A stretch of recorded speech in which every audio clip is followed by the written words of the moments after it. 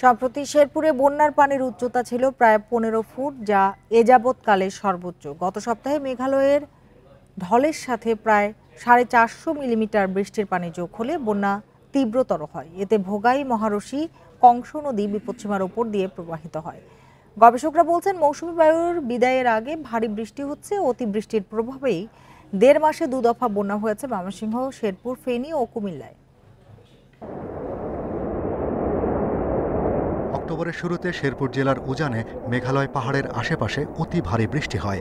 উজান থেকে আসা এই পানি সাধারণত চেরাপুঞ্জি হয়ে সুনামগঞ্জের হাওরে আসে। তবে এবারের এই ঢল অর্ধেকই দক্ষিণে ভোগাই, মহারশী, কংস নদী দিয়ে শেরপুর, নালিতাবাড়ি, নেত্রকোনায় প্রবাহিত হয়।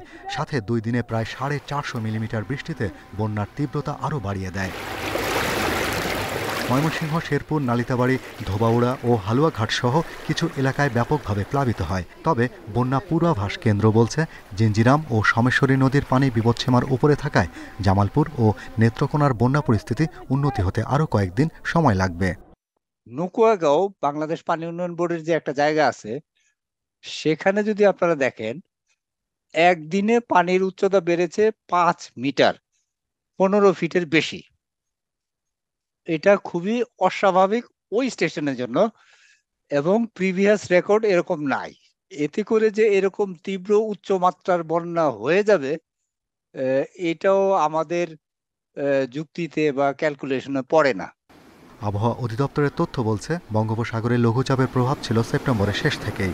আবার এই মাসের মাঝামাঝিতে মৌসুমী বায়ু বিদায় নেবে। তাই শেষ সময়ে বিক্ষিপ্তভাবে সারা দেশে বৃষ্টি হলেও এখন টানা বর্ষণের সম্ভাবনা নেই। তবে 2 থেকে 3টি লঘুচাপ সৃষ্টি হতে পারে বঙ্গোপসাগরে, যার একটি ঘূর্ণিঝড়ের রূপ নিতে পারে। তো বঙ্গোপসাগরে 1 থেকে 3টি লঘুচাপ সৃষ্টি হতে পারে, যার মধ্যে একটি ঘনীভূত হয়ে নিম্নচাপ অথবা ঘূর্ণিঝড়ে রূপ নেওয়ার সম্ভাবনা আছে।